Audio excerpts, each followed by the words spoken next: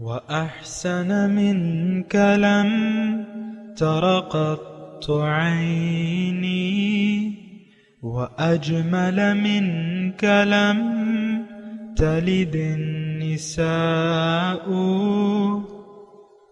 خلقت مبرأ من كل عيب خلقت مبرأ من كل عيب كأنك قد خلقت كما تشاء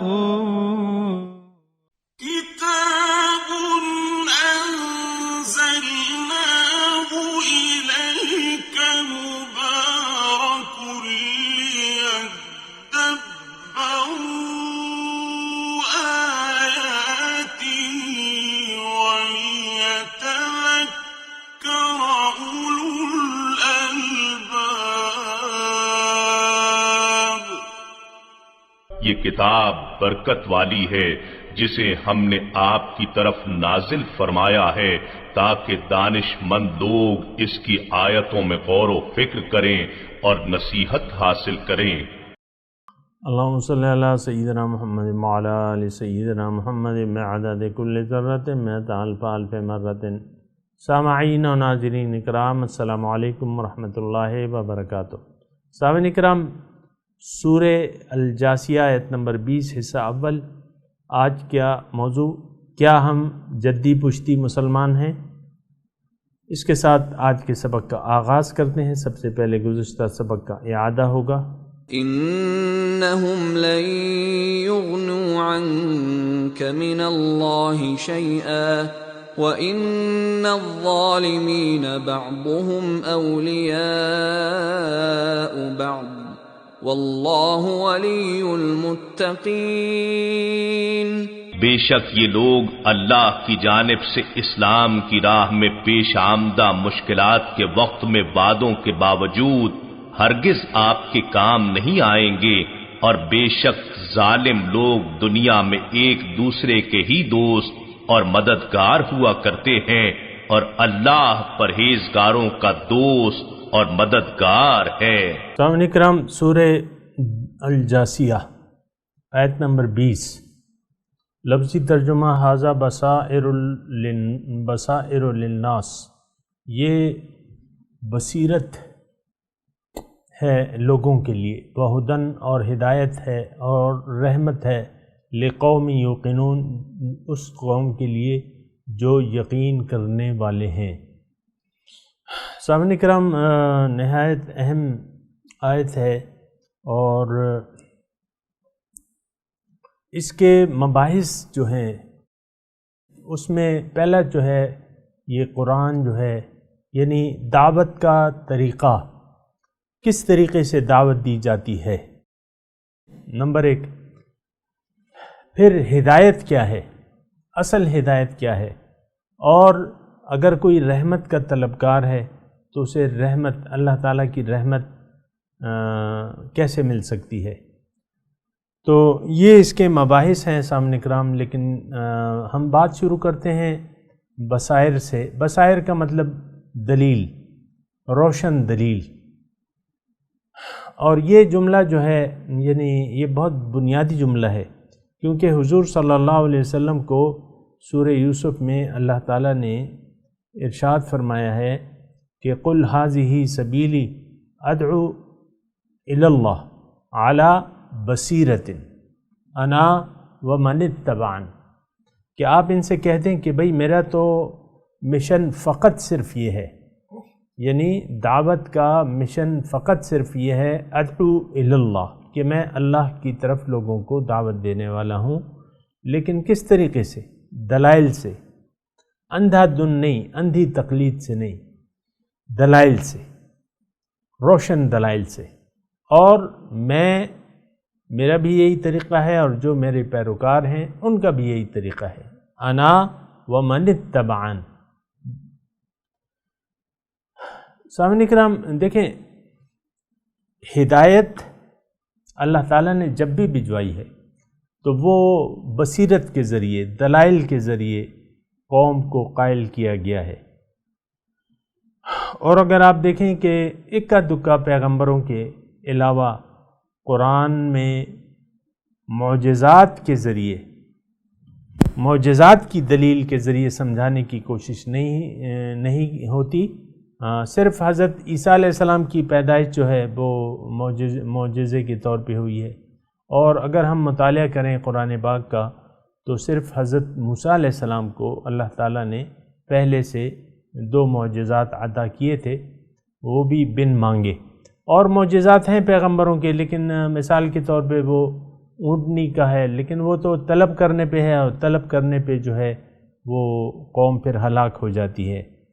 اور لیکن یہ اللہ تعالیٰ کا عام عادت کریمہ نہیں ہے کہ ایسے ظاہری معجزات کی بنا پہ لوگوں کو توحید کی طرف قائل کیا جائے. اور فرعون نے تو اس پہ بھی مان کے نہیں دیا. فرعون نے 30 سال تک موسیٰ علیہ السلام کی مخالفت کی، ان کا انکار کیا رسالت کا، اور مان کے نہیں دیا. یہ بات نہیں ہوتی سامعین کرام، اصل ہوتی ہے دلیل. آپ اپنا ایک رویہ یہ رکھ لیں کہ بھئی ہر چیز کے لیے آپ کو دلیل چاہیے. اور قرآن کا یہ طرز خطاب بھی ہے مختلف مواقع پہ، قُلْ هَاتُوا بُرْهَانَكُمْ إِن كُنتُمْ صَادِقِينَ، کہ بھئی کوئی دلیل لے آؤ اگر تم سچے ہو. سچائی کے لیے ایک دلیل چاہیے. اللہ تعالیٰ بندگی کی بات کرتا ہے تو دلیل کے ذریعے کرتا ہے، روشن دلیل کے ذریعے. یہ آیت نمبر ہم 20 پڑھ رہے ہیں سامعین کرام، لیکن یہ 19 آیات جو گزری ہیں اور جس طریقے سے اس میں تذکرہ ہوا ہے اللہ تعالیٰ کی نشانیوں کا، تو وہ آپ دیکھ لیں. سب سے پہلے جو ہے جب شروعات ہوتی ہیں، ان فی السماوات والارض لآیات للمؤمنین، اس میں نشانیاں ہیں، اس میں دلیل ہے مومنوں کے لیے. وفی خلقکم وما یبث من دابہ آیات لقوم یوقنون، اور تمہاری اپنی پیدائش میں اور جو میں نے پھیلائے ہیں جاندار، اس میں دلیل ہے، نشانی ہے. یہ ساری باتیں ہم کر چکے ہیں سامعین کرام.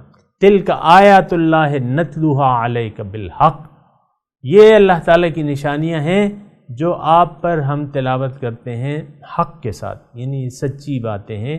فَبِأَيِّ حَدِيثٍ بَعْدَ اللَّهِ وَآيَاتِهِ مُؤْمِنُونَ. تو بہرحال یہ سارا آپ دیکھ لیں سامعین کرام، جو سلسلہ چلا آ رہا ہے یہ دلیل کے ذریعے ہے. مثال کے طور پہ آیت نمبر 12 میں آپ دیکھ لیں، اللہ الذی سخر لکم البحر لتجری الفلک فیہ بامرہ ولتبتغوا من فضلہ ولعلکم تشکرون وسخر لکم ما فی السماوات والارض جميعا منہ ان فی ذلک لآیات لقوم یتفکرون. اس میں نشانیاں ہیں، جو سوچتے ہیں، جو عقل سے کام لیتے ہیں.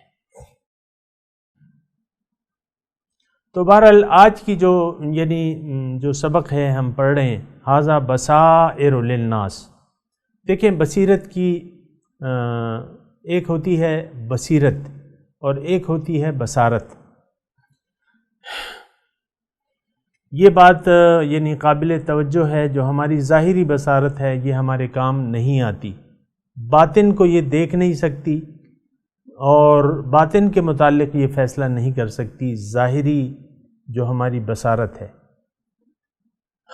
تو اور ہاں کان کی سماعت جو ہے وہ بھی کام اس وقت کرے گی جب آپ ایک عقل مند آدمی کے سامنے بیٹھیں گے اور جو باطن کے متعلق جانتا ہو اور باطنی معلومات ہوں اسے اللہ تعالیٰ کی طرف سے. اور اللہ تعالیٰ کی طرف سے معلومات تو یہی قرآن ہے سامعین کرام. اور یہاں بھی یہ بیان کیا گیا ہے کہ لقوم یوقنون، اس میں ہدایت ہے لیکن جو لوگ یقین کرنے والے ہیں. تو سامعین کرام میں آپ کو یہ کہہ رہا تھا کہ اول تو یہ آپ دیکھ لیں اور ایک بات ذہن نشین کر لیں کہ دعوت اللہ جو ہے وہ بصیرت کے ذریعے ہے، بصارت کے ذریعے نہیں، بصیرت کے ذریعے. مطلب روشن دلائل، باطنی دلائل روشن کے. اب یہ جو میں نے سارا مضمون آپ کے سامنے بیان کیا ہے تو یہ یعنی دلائل ہیں روشن. اللہ تعالیٰ نے بیان کیے ہیں کہ بھئی یہ میری نشانیاں ہیں. وَمِنْ آیَاتِهِ وَمِنْ آیَاتِهِ إِنَّ فِي ذَلِكَ لَآیَاتٍ، بہت سی نشانیاں اس میں. تو ایک بات جو ہے یعنی میں نے اور آپ نے ذہن نشین کرنی ہے کہ دعوت کا کام دلائل سے ہوتا ہے. ہمارا آج کل کا جو معاشرہ ہے یہ تو کسی بزرگ کے بارے میں سنتا ہے تو وہ کہتے ہیں اس کی کرامات کیا ہیں. یعنی پہلے تو پیغمبر سے معجزے طلب کیے جاتے تھے، لیکن آج کل جو ہے اولیاء اللہ سے، جو اللہ کے بندے ہیں، ان سے لوگ مطالبہ کرتے ہیں یا توقع رکھتے ہیں کہ ان کی کشف و کرامات کیا ہیں. تو ٹھیک ہے، کشف و کرامات سے انکار نہیں ہے کسی کی بھی، لیکن وہ حق کی دلیل کے طور پہ نہیں ہوتے یا حق کو منوانے کے لیے نہیں ہوتے. وہ تو ایک اعزاز ہے جو اللہ تعالیٰ اپنے مومن بندوں کو دیتا ہے یا اس سے نوازتا ہے. تو بہرحال ھذا بصائر للناس، یہ بصائر ہیں یعنی دلائل ہیں، روشن دلائل ہیں لوگوں کے لیے. یہ تقریباً آیت نمبر 20 تک سامعین کرام آپ یعنی ذہن میں لے آئیں وہ حالات جس وقت یہ قرآن نازل ہو رہا تھا، اور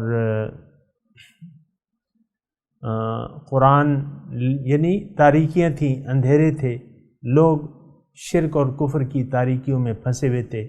تقریباً وہی حالات تھے سامعین کرام جو آج ہیں.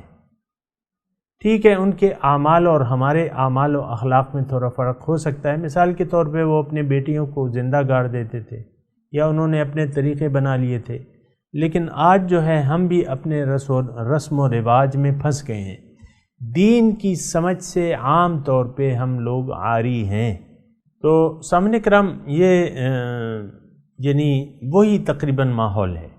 لیکن بات یہ ہے کہ آپ اور میں یعنی یہ مضمون اس وقت ہمارے لیے فائدہ مند ہوگا جب آپ اور میں اس مضمون کو اپنے لیے سمجھیں، آج کے لیے سمجھیں. یہ گزشتہ کل کے لیے اسے نہ سمجھیں. وہ تو جیسے بھی تھا وقت گزر گیا، لیکن آج قرآن آج اور رہتی دنیا تک کے لیے ہمارے لیے باعث ہدایت ہے. تو اب یہ ہے نا کہ یہ مضمون اس کا مخاطب کون ہے. اول بات تو یہ طے کر لیں. عام طور پہ تو ایسا نہیں سمجھا جاتا، لیکن میں آپ کو یہ کہہ رہا ہوں کہ اس کا براہ راست مخاطب میں اور آپ ہیں. ہم اللہ تعالیٰ کی ربوبیت کو پہچان نہیں پا رہے. عملی طور پہ ہم لوگوں نے اللہ کے سوا اور معبود گھڑ رکھے ہیں. ابھی مضمون آ رہا ہے ارائیت من اتخذ الہہ ہواہ، دیکھا ہے تم نے اس شخص کو جس نے اپنی خواہشات کو اپنا خدا بنا لیا ہے، اور وہ لوگ ہم ہیں. میں آپ کو کہتا ہوں نا کہ ہم دین کے تابع نہیں ہیں. دین کو ہم نے اپنی خواہشات کے تابع کر لیا ہے. جو مرضی آئے حکم لیتے ہیں، جس سے مرضی آئے انکار کر دیتے ہیں. اللہ تعالیٰ کے الہ واحد ہونے کے بارے میں ہمیں کچھ پتہ ہی نہیں ہے. الہ کا مطلب ہی ہمیں نہیں معلوم. آپ دیکھیں there is no God but one God. English کے آپ ترجمے پڑھ لیں نا، لا الہ الا اللہ، there is no God but one God. اب گاڈ سے آپ کیا مطلب لیتے ہیں؟ گاڈ کا تو لفظ ہماری نہ عربی میں ہے، تو آپ اس کا ترجمہ کیوں کرتے ہیں جب آپ کو یعنی اللہ کا تو کوئی ترجمہ نہیں ہو سکتا. لیکن جو معبود ہے اس کا بھی مطلب گاڈ اس کا معنی نہیں بنتا. بہرحال میں آپ کو یہ کہہ رہا ہوں کہ یہ ہماری جو غفلتیں ہیں یہ بڑی گھمبیر ہیں، بہت گہری ہیں، اور یہ تغافل کا سلسلہ چلا آ رہا ہے، بے علمی کا سلسلہ چلا آ رہا ہے بہت مدتوں سے، اور یہ جاری ہے اور ساری ہے. اور اللہ تعالیٰ جانتا ہے کہ یہ کب تک رہے گا اور کب مومن جاگے گا اور وہ دین کی حقیقت کو سمجھے گا، یہ مجھے نہیں معلوم. لیکن بہرحال قرآن تو ہمیں روشن دلائل کے ذریعے بتا رہا ہے کہ حقیقت کیا ہے، دلیل کیا ہے، اللہ کی الوہیت کی دلیل کیا ہے۔ اصل دیکھیں دعوت تو توحید کی ہے۔ اب توحید کیا ہے؟ توحید یہ ہے کہ آپ اللہ پر ایمان لے آئیں کہ وہی میرا معبود ہے اور اس کے سوا کوئی معبود نہیں، لا الہ الا اللہ۔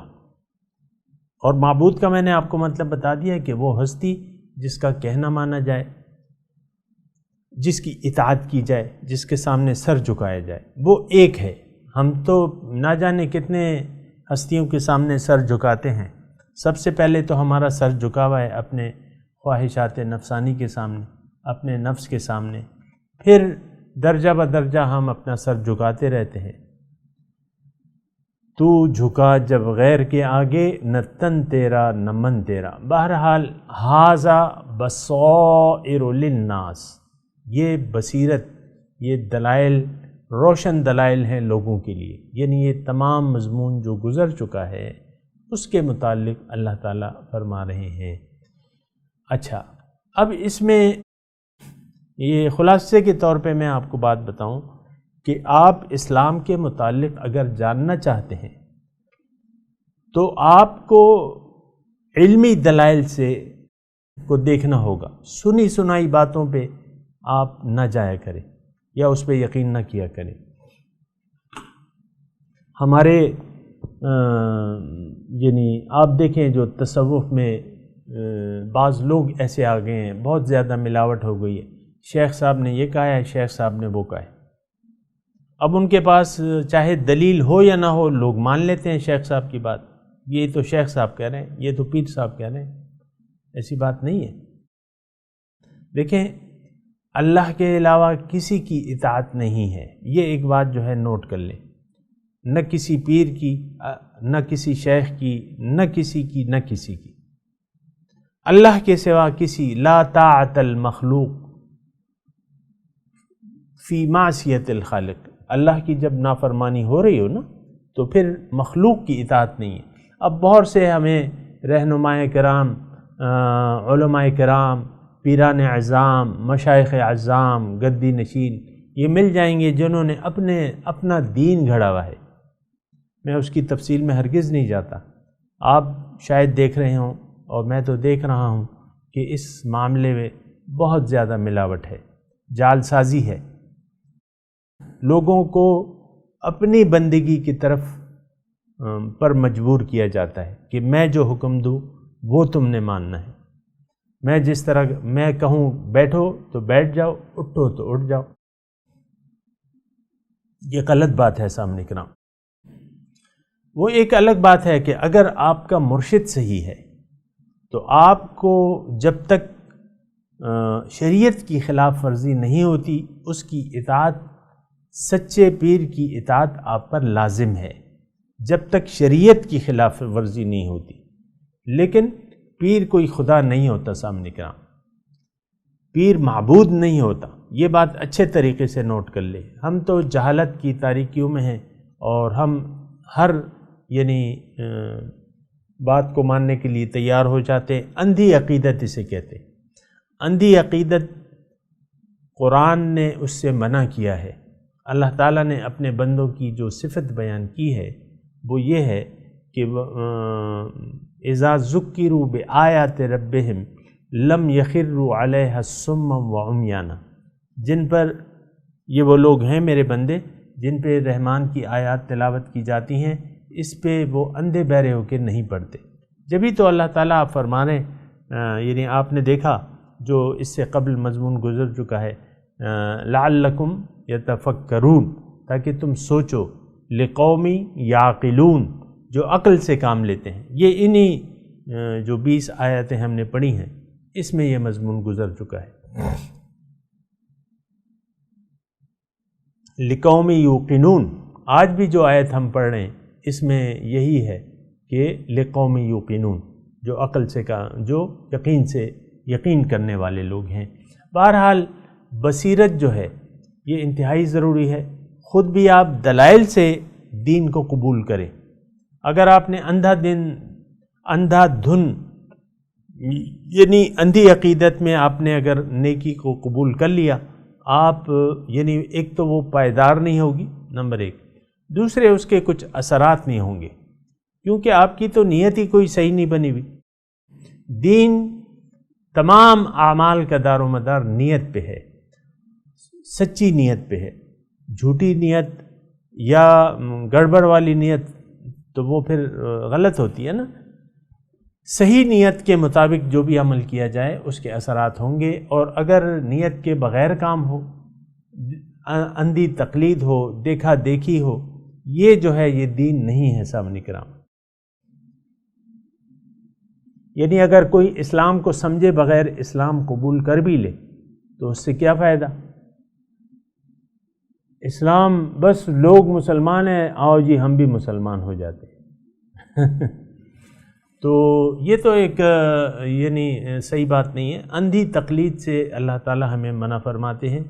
سمجھو، سمجھ کر اسلام قبول کرو۔ یہ ہمارے صحابہ کرام جو ابتدائی طور پہ یقیناً سب نے سوچ سمجھ کے کیا تھا، لیکن بات یہ ہے کہ جو مکے میں ہمارے مسلمان بھائی تھے اور یعنی ان میں استقلال کیسے آیا، یعنی دیکھیں 13 سال جو ہے وہ ظلم و تشدد کا نشانہ بنے رہے اور بڑی انہوں نے سختیاں جھیلی اپنے، یعنی ہجرت کی، پہلے جو ہے ہجرت حبشہ ہوئی 2 مرتبہ، یعنی ان پہ ظلم کے پہاڑ توڑے گئے لیکن ان کے پائے استقلال میں فرق نہیں آیا۔ تو اس کا مطلب کیا ہے؟ اس کا مطلب یہی ہے کہ انہوں نے سوچ سمجھ کے دین کو قبول کیا تھا۔ حضور کی دعوت بھی سوچ سمجھ کے تھی، یعنی بصیرت اور دلائل کی بنا دعوت تھی۔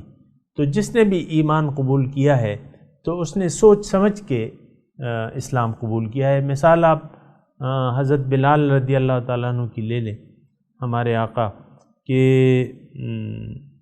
ان پہ جو ظلم کے پہاڑ توڑے جا رہے تھے اور تپتی دھوپ میں گرم ریت پہ اور پتھروں پہ ان کو لٹا کے سینے پہ گرم پتھر رکھے جاتے تھے اور وہ یعنی پکارتے رہتے تھے، اللہ کو احد احد کہتے رہتے تھے۔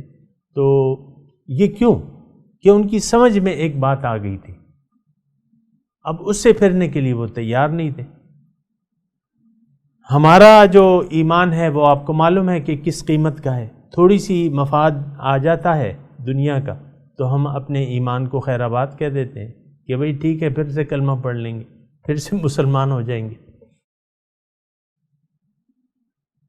یعنی آج دیکھیں نا ہماری عقیدت کتنی ہے، ہمارا ایمان کا کیا حال ہے۔ تھوڑے سے دنیا کے مفاد کے لیے ہم اپنے ایمان کو بیچ ڈالتے ہیں۔ آج یہ دیکھیں جس طریقے سے رشوت اور کرپشن کا بازار گرم ہے پاکستان میں، تو اس کا مطلب کیا ہے کہ لوگ تھوڑے سے مفاد کے لیے اپنے ایمان کو خیر آباد کہہ دیتے ہیں۔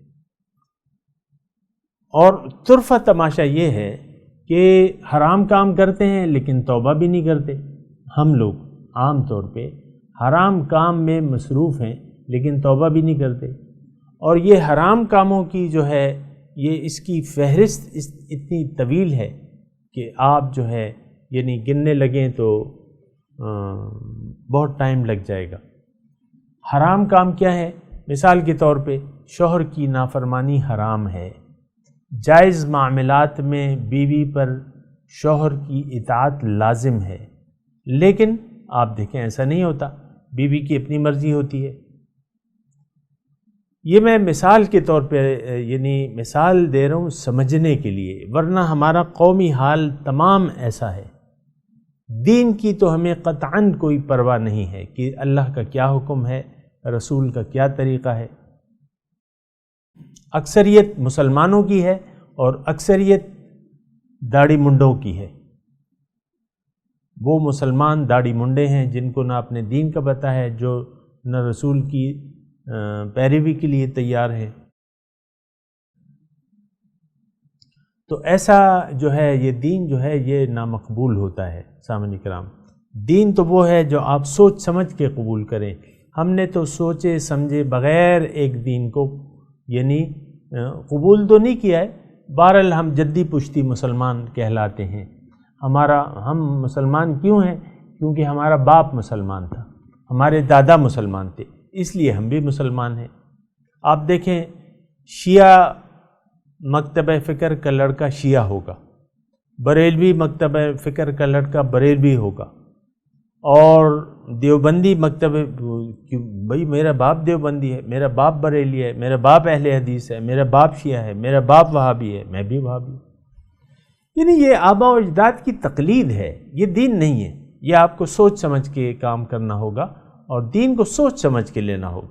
یہ تو میں نے ویسے ہی یعنی چند، کوئی ناراض بھی نہ ہو، یعنی کوئی دیوبندی یا جو بھی ہے نا، وہ میں اس کو یعنی برا نہیں کہہ رہا، لیکن میں صرف یہ کہہ رہا ہوں کہ ہم سوچ سمجھ سے کام نہیں لیتے۔ بہرحال میں تلاوت کرتا ہوں، میرے ساتھ دہرائیے۔ اعوذ باللہ من الشیطان الرجیم، بسم اللہ الرحمن الرحیم۔ ھذا بصائر للناس وَهُدًى وَرَحْمَةٌ لِقَوْمٍ يُوقِنُونَ۔ ترجمہ سنا دیں۔ ھذا بصائر للناس ہے، یہ روشن دلائل ہیں لوگوں کے لیے، وہدن اس میں ہدایت ہے، ورحمتن اس میں رحمت ہے، لقوم یوقنون جو یقین کرنے والے ہیں۔ اب ان آیت کی تلاوت اور ترجمہ۔ هذا بصائر للناس وهدى ورحمة لقوم يوقنون۔ This is an illumination for mankind, and guidance and mercy for people who believe with certainty. سامعین کرام، اس کے ساتھ ہی آج کے درس کا وقت اختتام کو پہنچا۔ اگلے درس میں انشاءاللہ ملاقات ہوگی۔ وآخر دعوانا ان الحمدللہ رب العالمین، والسلام علیکم ورحمۃ اللہ وبرکاتہ۔